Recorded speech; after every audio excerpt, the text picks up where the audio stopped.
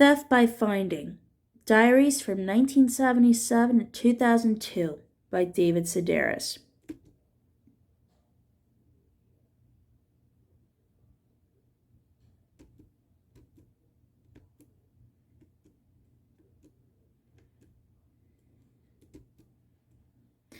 Introduction. Not long after deciding to release a book of diary entries, I came upon a £5 note. I'd been picking up trash alongside a country road in West Sussex, and there it was between a potato chip bag and a half-full beer can that had drowned slugs in it. Given the exchange rate, the bill amounted to around $8.15, which, as my mother would have said, ain't nothing. A few days later, I met with my friend Pam in London. The subject of windfalls came up, and when I mentioned the money, she'd asked if I spend it. Well, of course, I said. In the UK, if you discover something of value and keep it, that's theft by finding, she told me. You're supposed to investigate whether it was lost or stolen. Though in this case, £5, of course you're fine. Theft by Finding. It was, I thought, the perfect title for this book. When it comes to subject matter, all diarists are different. I was never one to write about my feelings, in part because they weren't that interesting, even to me, but mainly because they were so likely to change. Other people's feelings, though, that was a different story. Got a bone to pick with your stepmother or the manager of the place where you worked until yesterday? Please, let's talk. If nothing else, a diary teaches you what you're interested in. Perhaps at the beginning you restrict yourself to issues of social injustice or all the unfortunate people trapped beneath the rubble in Turkey or Italy or wherever the last great earthquake hit. You keep the diary you feel you should be keeping. The one that, if discovered by your mother or college roommate, would leave them thinking, if only I was as civic-minded / big-hearted / philosophical as Edward. After a year, you realize it takes time to rail against injustice, time you might better spend questioning fondue or describing those ferrets you couldn't afford. Unless, of course, social injustice is your thing, in which case, knock yourself out. The point is to find out who you are and be true to that person, because so often you can't. Won't people turn away if they know the real me? You wonder. The me that hates my own child, that puts my perfectly healthy dog to sleep, me who thinks deep down that maybe The Wire was overrated. When I prefer recording at the end or more recently at the start of my day are remarkable events I have observed, fistfights, accidents, or a shopper arriving with a full cart of groceries in the express lane, bits of overheard conversation, startling things people have told me.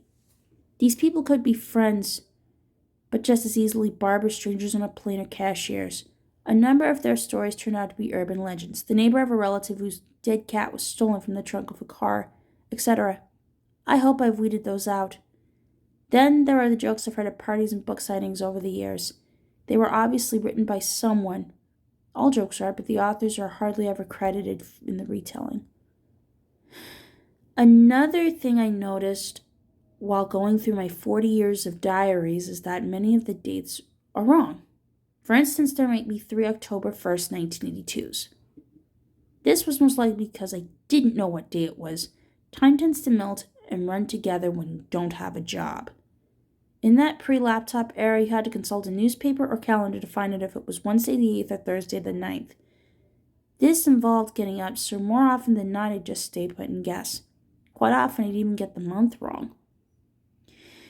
It might look like my average diary entry amounts to no more than 7 sentences, but, in fact, I spend an inordinate amount of time writing about my day, around 45 minutes actually. If nothing big happened, I'll reflect on a newspaper article or a report I heard on the radio. I'm not big on weather writing, but have no policy against it. Thus, when life gets really dull, I'll just look out the window and describe the color of the sky. That will lead to something else most often, a bird being mean to another bird or the noise a plane makes. Starting around 1979, I began numbering my entries. It's a habit I still maintain. December 28, 2016. 1. It's only December and already. 2. Dad called on my birthday. I'm trying to visualize where you're living, he said. Are there a lot of power lines out where you are? 3. Hugh stormed out of the kitchen yesterday, leaving Candy, Amy, and Ingrid, who was in the middle of a story about her mother. 4. I ran into Michael at the Waitrose. 5, Carrie Fisher died yesterday. 6, Hugh just came in and told me.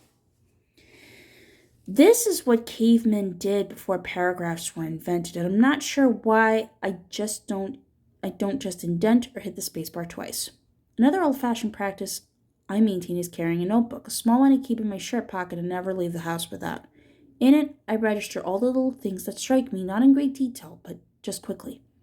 The following morning, I'll review what I jotted down and look for the most meaningful moment in the previous day, the one in which I felt truly present. It could have been seeing an old friend, or just as likely, it could have been watching a stranger eating a sandwich with his eyes closed. That happened recently, and it was riveting.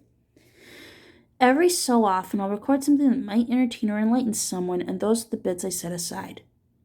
I thought I'd eventually put them in a book of diary entries, but when the printout reached a height of 8 inches, I decided that maybe 2 volumes, the second of which will cover the years 2003 to 2017, would make more sense. It's worth mentioning that this is my edit of roughly the 8 million words handwritten or typed into my diary since September 5th, 1977. I'm including only a small fraction. An entirely different book from the same source material could make me appear nothing but evil, selfish, generous, or even, dare I say, sensitive. On any given day, I am all these things and more. Stupid, charitable, misanthropic, cruel, narrow-minded, open, petty. The list goes on and on. A different edit, no doubt a more precise one, would have involved handing my diary over to someone else, but that is something I can't imagine doing, unless perhaps the person is a journalist. They never get beyond the 3rd page, which they usually call the middle. As in, I'd hoped to finish this before our interview, but I'm only in the middle. That said, I don't really expect anyone to read this from start to finish. It seems more like the sort of thing you may dip in and out of, like someone else's yearbook or a collection of jokes. It wasn't easy revisiting what are now 156 volumes of my diary. I broke the job up a month or 2 per day, but after reading about me, I'd have to spend the rest of the day being me. I don't know that I've ever done anything quite so exhausting. Hugh would be in the next room and hear me shout things like, "Will you just shut up?" and "Who cares about the goddamn pocket square?" "Who are you talking to?" he'd ask. "Me in 2001, I'd answer. By then I could see the light at the end of the tunnel. The early years, 1977 to 1983, were the bleakest. I was writing my diaries by hand back then. The letters were small and fueled by meth. A typical entry would go on for pages, solid walls of words, and every last one of them complete bullshit. I've included very little of that time in this book. It's like listening to a crazy person. The gist is all you need, really. The diary lightened up when I moved to Chicago, partly because I was in a big city, but mainly because I felt so much better about myself. I'd finally done what I'd talked about doing so for many years. I'd left the town I grew up in. I'd gone back to college and actually graduated. There was all the more reason to feel good when, in the fall of 1990, I moved to New York. I was only writing at night back then, either smashed or getting there. You'd think I'd have addressed my drinking, at least in the privacy of my diary, but it's rarely mentioned. To type that word, alcoholic, would have made it real, so I never recounted the talking tos I got from Hugh and certain helpful people in my family. Similarly, it took me a while in the 1970s to write the word gay. Oh, please, I said out loud to my 20-year-old self while reading my earliest diaries. Who do you think you're kidding? This project made evident all the phases I've gone through over the years and how intensely. Oh, the ink that was spilled over finding the correct phone number of someone who'd obviously and for good reason given me a fake one over losing weight over my French homework. Later I'd throw myself into catching flies and feeding them to spiders, and all this leads me to wonder, what's next? Judging from my past, it could be anything. Collecting hair, crossbreeding rodents in my basement. Who knows? I was also struck while rereading my diaries by the number of people I knew in 1980 whom I'm still close with now. It's so hard to predict which friends will last and which will fade away. Quite often I'd move and lose half the context in my address book, people I thought would be with me forever. It's not that we outgrow one another, they just couldn't be bothered to put a stamp on a letter. Or I couldn't. Of course it's easier now with email. It was interesting to read back through a diary and come upon someone who would wind up being very important, who would drop out of nowhere and change the direction of my life. Hugh, Jim McManus, Meryl Vladimir. Jeff Klosky, Ira Glass, Andy Ward. I'd have thought the initial meetings would be momentous, that I'd recognize salvation when it presented itself. There you are, but more often than not, each of them was just someone I shook hands with and sat down later at my desk thinking, what was that person's name again? Hugh was different. Him I remembered, but the others, though, it's sort of heartening. You never know whose hand you're going to shake. Then there were those who died. Hold on, people. I'm not...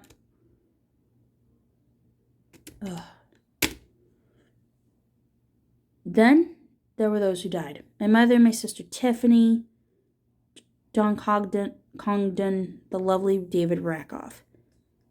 I'd reread the entries that featured these people and curse myself for not including more. Why didn't I not transcribe their every word, and shouldn't I get cracking so that when friends and family members die in the future, I'll have something greater and more comforting to reflect upon? That's the thing with a diary, though. In order to record your life, you sort of need to live it. Not at your desk, but beyond it. Out in the world where it's so beautiful, complex, and painful that sometimes you just need to sit down and write about it.